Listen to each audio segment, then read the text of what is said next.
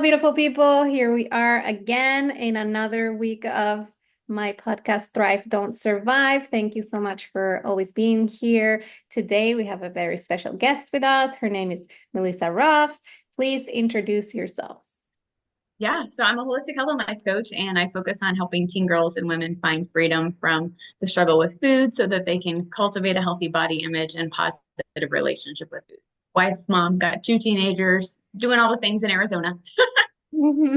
I love that. I love that. That was such a big thing for me and like the body positivity. I always talk about that on my podcast, and I think that's like a double sword edge too. But let's talk about that. So how did you become a coach and what's your story and how did you decide that you needed to do this? Tell us everything. Yeah, I wasn't going to do this. I mean, I was going to go to college and become a news anchor. Like I wanted to be Katie Couric. That was my goal. Here I am, not even doing that. But I think it's because of my own journey and my own story. And so I think, when I was a little girl, I started going to food. I would hide cookies and candies and Pop Tarts and lots of sugary snacks in my room. And it was a way to help me feel good at the time because there was a lot happening around me that I couldn't control and didn't know how to manage. So food kind of became my coping mechanism. And that carried throughout high school and college and into marriage and motherhood. And finally, after having children, I was like, you know what? This needs to change. So kind of my breaking point was I got diagnosed with PTSD from childhood trauma. Oh, I'm Met so with a naturopath, learned about the impact of food on mood and overall health and supplementation, and that really changed everything. So then went to school to become a coach, and that's the quick overview. Dive in, ask anything you want. wow. That's a lot, but like so well said. I love that. I'm like, I feel so related to that because I also went through the same thing. I have not been diagnosed, but I do think that I used my like food as a coping mechanism and as a like emotional blanket. If somebody would, like, for example, I had a toxic boss for years. Recently, I just stopped that. And also in film, by the way. I was a producer in film. But basically, so I every time he would yell at me or he would like guilt trip me on something that he would do or whatever, I would just go to McDonald's and stuff my face with everything, like not one thing. And I'm lactose intolerant, gluten intolerant, all the things intolerant. And it was like a self-sabotaging thing. Like, it's gonna help me feel better in the moment, but then I'm gonna suffer from it for a week afterwards. So that's really interesting. So tell me more about how you chose like the food as your coaching niche, I guess. I don't know if that's a niche, but theme. Yeah, I mean, I think it's so hard because, like you said earlier, like there is the body positivity, and then you've got, the diet culture that's so loud. And I think a lot of women and teen girls are just overwhelmed with food. They don't know where to start, they don't know where to begin. They've got one thing on the internet that says this, and this says this, and they contradict each other, and there's just a lot of chaos and confusion. And so, really want to come in and help them figure that out and in that overwhelm because it's frustrating when oh my goodness, something is not exactly the way that I want it. I don't want to say wrong, but something isn't the way that I want it and I need to change, but I don't know where to go because there's so much conflicting information. Yes. And so how did that work for you? Did you go into the diet industry when you were younger or like how was that? How was your pattern with food? Yeah, it was, I mean, I was all over. I would binge, I would withhold, I would do the diet pills, the patches, the slim fast, like you name it, and I have probably done it. And Mhm. it wasn't really until like I learned how to listen to my body and I learned what I needed and to tune out all of that noise that really was the game changer and started to do some healing from the things that had happened that I was using food to make me feel better from. Exactly, like the holes that we want to fill with food. Yes. Yeah, that is so true, and that's so common. I feel like everyone does that. I don't know. For me, it was cultural. I Mm, didn't choose it. Like it wasn't like, oh, I want to do this. It was more like the culture was like that. You needed to be skinny. I'm from Venezuela. You needed to be skinny. You needed to be perfect, and so all I knew, like I remember very, very early on, my mom telling me, I don't know, I was like 7. And she would be like, "Oh, you need to stop eating because you're gonna be fat like your dad." And I remember that. I remember it. I don't I know I was very young, but I remember it. And that stuck with me. Because I was like, how am like who what? Like you're feeding me. So how am I controlling that? And like, is fat bad? Is my dad but like I didn't understand anything. And it was very shocking. And then throughout my teenage years, it was pills and diets and the little things that you would put in your ear and this kind of diet, that kind of diet. And then I was hooked with this drops and pills for at least 10 years. And then I went to live abroad and I was like, I'm addicted to this thing. Like I'm gonna stop. And from then on, I was overweight and I didn't know how to what to do about it. I didn't know how to. So I just accepted it and I embraced it. And I was like, it's fine. Until COVID hit and I was like, I want to be healthy. I think most people or a lot of people had that reaction through COVID. And so I got more into like hacking my body. Okay, I'm intolerant to this, to that. What are my hormones like? So what is that process for you? Like, do you offer that in your coaching services? Yeah, well, I want to say good for you because that's amazing. Because you had a lot of like beliefs and things that were imparted in you at a young age. And to recognize that, I mean, I think that's a lot of the struggle here is that we have what we came from and what we grew up with and what we knew and believed. And that's kind of where we operate from. Hmm. Um, so After. yeah, I do that. It's a lot of unpacking those beliefs and really teaching women and teens how to listen to their bodies and understand how food makes them feel and what foods maybe work for them and don't. Like those diets are just one size fits all, right? We think that they work for the masses and they negate our bio individuality. So it's really helping them connect to themselves and learning how to listen to their body and how food affects them. Hmm. So you do that through what's that called when you eat intuitive eating? Yep. That's Yeah. that's cool. And so what's your process like? Yeah, I have a 12-week program because 12 weeks is really foundational to change the habits and beliefs around food. And so we start off with some goal setting. We talk about foods that energize us. We talk about how to honor hunger and fullness. We talk about those beliefs and where they come from and our relationship with food. And there's just so much stuff that doesn't have anything really to do with food. That's the thing. Like everybody's like, I want to know how to eat. I want you to tell me how to exercise. And it's like, this is more like relationship with food, relationship with ourselves, relationship with our body, and we very talk very, very little about food. So it's Hmm. it's exciting. I love that. Yeah, that's part of my program too, of also befriending your body and like forgiving yourself also for how harsh you are or were with it. And, there's that mirror exercise that's very popular that I do as well, which is like go in the mirror, look at yourself naked, and just be grateful for what each part of your body does for you, and also like ask for forgiveness for how you hate that part of your body and it's been so good to you. And it's so life-changing. Like people just get these aha moments and they understand that they actually need to be kinder with themselves and with their bodies, because there are some other people that don't have the same, you know I don't know, they can't walk, or things like that, that you can always be grateful for things, and that changes everything. Absolutely. And nobody wins when we're waging war with ourselves and our bodies, right? Like that's not serving anybody. It's not serving you. It's not serving your health. Like there's really no benefit to it. But I think we've all been so ingrained to like compare and despair and see what other people look like and what they wear. And then we get into that place and it doesn't serve us or benefit us. Exactly. And how did you overcome your holes that you were feeling with food? Yeah, it was a lot of work. I mean, I went to therapy.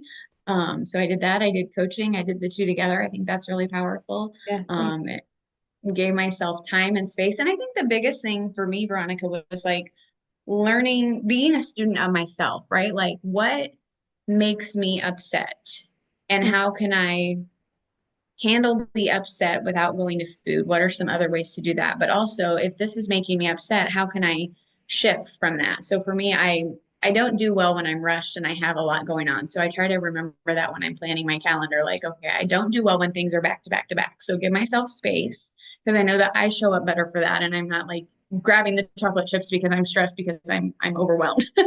So I think it's being a student of yourself and really learning like how you tick and what works best for you in the season of life because they're changing too. That's the other thing. Yeah, that's true. We're getting into the trigger season where you're gonna be eating with your family and they're gonna ask you all the questions you don't want them to ask you, and elections and Yep. being also, yeah. But yeah, I think that's key too, to get to know yourself and your triggers and what upsets you and whatnot. And also for me, it's changing that habits of just grabbing the worst thing for you that you can eat and just, I don't know, figuring out what you like to do and that calms you down as well. Like for example, for me, I like puzzling, I like pottery, I like art, I like painting, I like drawing little things like anxiety reducing activities like that, meditating, or even I don't know if this is part of your program as well. um Replacing the unhealthy foods for healthy ones that you enjoy. Like, I don't know, a banana bread without flour if you're insulin resistant, or it's specific to everyone else. I'm insulin resistant, so for me, like the flour is like a no-no. But but yeah, do you have it does that what do you do when you actually want something, and to not make it a demon, like, oh, I don't know, like a sweet, a Mhm. dessert or something like that. Yeah, I think there's a couple things. I think you can replace judgment with curiosity and really get kind of curious. Like, okay, why am I wanting this? What am I looking for? Am I actually just feeling like this sounds good and I want to eat it? Or is there something else going on and I'm kind of using this to make myself feel better about? So I think replacing judgment with curiosity is powerful. I'm a big fan of simple swaps, like you said, like, taking out your seed oils and using olive oil or coconut oil and kind of healthifying things. I love to do that. But then I think too, like, acknowledging that food isn't good or bad, it's just neutral. Diet society and culture has assigned food as good or bad. And so I think just acknowledging that it's neutral, it's not good or bad. Eating something that's labeled as bad doesn't make you bad. It just means that you wanted to have a donut. And so you ate a donut, you enjoyed it. That's great. Move on with your day. Yes, yes. Now that reminds me of the body positivity issue, where it's like some people just, do the things like, okay, I'm just gonna eat whatever I want, and I'm just gonna, like I did, stuff myself with the things that I know are not good for me individually, because not everyone has the same thing. But then because I love my body and I accept my body, but then at the same time, they're not healthy. Like if they go to the doctor, like they have these chronic things, and their levels are all wrong, or considered wrong. So how do you say, what can you say about that? Yeah, I think it's a slippery slope. I mean, I think there is value and benefit in being grateful for your body and appreciating it. But I think along with that, it's treating it well and stewarding it well and making sure that you are coming from a perspective of health and in alignment with being healthy and like having a really positive reason for being healthy. Because I think a lot of times we will do this, oh, I want to lose weight to go to my reunion. Well, I mean, everybody wants to lose weight for something. That's not like a motivating, powerful goal. But when you change that to say, I want to maybe change my habits so I can be a better example to my kids, that's more compelling than the reunion, right? So I think that's a piece of it. But I think that really, honoring yourself and your body and being thankful for it and kind of coming from it from a place of worth and value of I matter and I'm worth taking care of and that's why I'm doing this is super different than oh my gosh, I love my body, I'm just going to eat everything I want and there won't be any consequences. I love that. Yes, I agree 100% with that. I'm not as lucky because it's like almost like celiac, where, Yeah. if you get a donut, then, you can't just do that. So for me, I do think that are some right and wrong Yeah. foods, but I do agree that it's not for everyone. But I do think that is especially in the American diet, there's a lot of inflammatory things that should not be, and there's a lot of ingredients that are banned in the rest of the world. And so it's trickier here because, when you say those things and people don't know their like intolerances and allergies and all that, like it can be, uh, you can be responsible for some stuff that could be bad for them. So do you have any like intolerances and things like that? Yeah, we're my kids and I are gluten and dairy intolerant. So I feel your pain. Yeah, but at the same time, there's also so many alternatives. We have the gluten-free breads, we have the paleo, everything everywhere. So it's nice. And I feel like for me, when I make my own food, is just the healthiest I am because you don't know what other people put, even if it's in the label and it's supposed to be good and da da da. Like for example, we loved to buy these cookies and these things in the supermarket, and it was supposed to be paleo, and then after a while they changed the ingredients, and now it has cornstarch, and it turns out that corn is similar to gluten, and it has like a percentage of the inflammatory protein, so it's basically bad for us, and we were still eating it, but because we read the label once, and then afterwards we read it again because it was weird. We were feeling weird, and it's like, oh, they changed the recipe. Like, why? That is so frustrating. Like, because I think, especially for us with intolerances or allergies, we kind of know what's good. Because, like you said, we've done the research and we've read the label and we know. And then when it changes, you're like, you feel kind of caught off guard and blindsided. Like, what? This was something that I trusted. Now I have to like find another thing. Exactly. Yeah, and that could be really bad for celiac people, Hmm. like celiac Yeah. disease people. Yeah, that's crazy.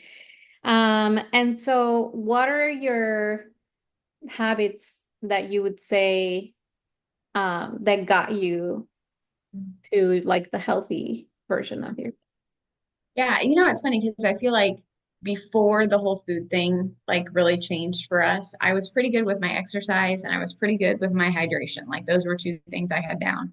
I think the areas that I lacked in were my nutrition and my stress management and my sleep. And they're all so like they correlate so well. There's so much overlap there. So I think, I had again the hydration and the movement down, and then I just added the stress management, the nutrition, and the sleep. And I think that's kind of rounded things out. So give me a little tips about the sleep. That's Mhm. so Yeah. important. Yeah. Yeah. So, I think there's a couple things we can do. Like with these blue screens that we're all on devices, get some light, the Blu-ray glasses, the light blocking lenses, those can be really helpful. Make sure that you're not on your phone like 30 minutes to an hour before bed because that affects circadian rhythm. I think make sure that you're getting outside and getting natural sunlight in the morning is powerful. I've even started living in Arizona, not wearing my sunglasses all the time because the natural light is good for your eyes. So I think that helps with circadian rhythm. Epsom salt baths before bed because that helps with magnesium, kind of replenishing that. I think too, not eating like 2 to 3 hours before bed because your body needs to restore and recover and recuperate while we're sleeping. And if you eat a big meal before bed, your body's digesting. So the energy's going to a different direction. So I think not eating before bed is powerful. I think making sure that if you are one of those people who gets up in the night to go to the bathroom, figure out your window for water to cut it off so that you're not up in the night to go to the bathroom. Mm, Um, it's even been suggested to not have an alarm clock by your bed because yeah. the light from that. So lots of things we can do for sleep. Yes, I love it. I do all of those things. Yay! Yeah, it's so funny. I wake up and I walk around for the sun in my eyes and like the 30 minutes before bed and meditation. So I think I have leaky gut still with all the things that I do, because I just go to the bathroom like 3 times an hour. And so at night, it's almost inevitable, but sometimes I make it. So, but if I'm stressed, like you said, you have to manage that as well. Then I wake up, I go to the bathroom, and then I can't go back to sleep. But if I'm regulated, then it's fine, and I go back to sleep right away. But that is such a key component. My partner eats before bed. Like I think he emotionally eats. So he eats. And also he works out a lot and he doesn't eat in the morning, so and he works at night. So I don't know, he needs that food after Yep. his work. He's a jiu-jitsu trainer. So he has an academy. So, it's kind of tricky, but at the same time, every time he eats a lot before bed, then, he's restless and he doesn't sleep well. And it's so interesting, like all the things and all the research that's coming up. But I'm glad that I feel validated because we You have are. the same one. You're doing all the right things, girl. Yeah, so cool. And how do you feel different from before you started this journey to now? Yeah, I mean, I'm definitely more calm. It's so funny because like in high school, I was a camp counselor. My nickname was Spaz because I was like, like just kind of over the top, I think. And now I'm more calm and I'm peaceful. I mean, I have my moments, of course, but it's funny because my friends will text me. We had a meeting at school a few weeks ago, and my friend texted me. She's like, "You just exude calm and peacefulness," and I'm like, "That's so like that doesn't." It's so bizarre, but it's good because that's I think I'm really more calm and peaceful now. I think I'm also more patient, and I think I'm able to handle things better. Like if I get, a stressful situation, I'm able to think logically and kind of think it through and have more energy. My mood is better. Like I'm a better version of myself. I love that. I love that. And it kind of works like automatically after a while. You don't realize that you're not like, oh, I'm gonna just be more peaceful and more patient. It just happens. Do you do any mindfulness activities? Yeah, I think mindful eating, I do that. I think too, like I always start my day in prayer and gratitude and reading and journaling. And I think that also sets me up for success. I get up before my family so that I have my time. And then I try to like do gratitude before bed, but I fall asleep. So Well, that's a good way of falling asleep. yes, Like, counting your blessings. exactly. Awesome. Yeah, that changes so much too. And it's actually researched. Like your brain just focuses on what you feed it. So when you feed it positive things, then all your day you're gonna see positive things around you, which is insane. For the people that are like, oh, that's woo woo. Who can do that? Like, what if things happen to you and da da da? It's like, well, yeah, you can still be grateful for things. And then the next day, instead of dwelling on what happened to you, you're gonna see solutions and positive things and learn and all these things. So yeah, that's very powerful. Um, Like you just said, solutions. Like I think I'm more solution oriented. Like I'll be like, okay, here's the problem, and then I can think through like how to solve it instead of just getting all Twitter pated and frantic that oh my gosh, the world is collapsing or whatever. Like it's like okay, this is what's happening. Let's figure out a way yeah. to find a solution. Yeah, that's also very, very important to like not dwell in like the victim mindset. I don't like to use that word a lot because we do have things that happen to us that makes us be the victim, but it's more like dwelling on, okay, this happened to me, what am I gonna do? Or even like fight or Yes, flight, yes, like yes. panic, what am I going to do? And then you can't see anything clearly. But then when you regulate your nervous system and your emotional system, basically you can see beyond the response and you can choose like what's appropriate. Like, okay, when this happened, well, it's gonna ruin my day or it's gonna ruin just a little bit of my day. And then I'm gonna move on and just keep being me. And that's a powerful place to be, really. Yes, yes. Which, doesn't negate the fact that when things happen, you're still going to have reactions and it's going to be your automated response and all that. But you do have like a more power Yeah. over everything. So that's awesome. So, what would you say is the number one thing that got you from, or that you can tell our audience that would get them from surviving to thriving? I think do the work. I think we live in a society of quick fixes and people want that instant thing. And it wasn't that way for me. It was a long journey where I had to do the work and I had to go deep and I had to deal with things I didn't want to. I had to address things that were uncomfortable. But I think in doing so, you come out stronger, you come out on the other side, and you realize that healing is really powerful. So, so powerful. Yes, I feel like it's switching the instant gratification for the long-term benefit. And like the little space that is uncomfortable is going to give you so much growth and like freedom afterwards. So, yeah, that was so well said. I love that. Well, thank you so much for being here and for coming to my podcast and sharing all your knowledge with us. Thank you for having me. I think we could do this for days, girl. I know, right? That's awesome. All right, maybe we'll have you another day as well. Sounds good. Awesome. All right, bye guys. Bye.